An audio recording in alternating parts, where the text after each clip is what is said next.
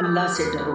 یہ جو تم عورت پر کرتے ہو نا، یہ ظلم ہے، اور ظلم پر اللہ خاموش نہیں رہتا. اسلام میں عورت بوجھ نہیں، نوکرانی نہیں، امانت ہے، اور امانت توڑی جائے تو حساب ہوتا ہے. ماں باپ کوئی چیز نہیں دیتے، وہ اپنا جگر کا ٹکڑا تمہارے حوالے کرتے ہیں. ذرا سوچو، جسم کا ایک حصہ الگ ہو جائے تو درد کہاں تک جاتا ہے؟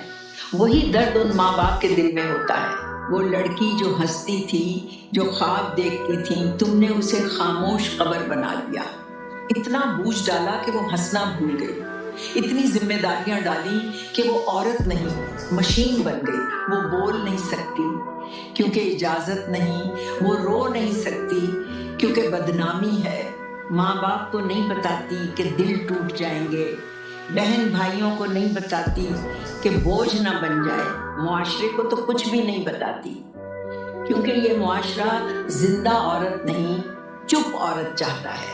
واپس ماں باپ کے گھر نہیں جا سکتی، لوگ تانوں سے روح تک نوچ لیتے ہیں، اس لیے وہ وہیں مر جاتی ہے. اگر تم بیوی بنا کر حقوق عزت سکون نہیں دے سکتے تو کیوں لاتے ہو کسی کی بیٹی کو؟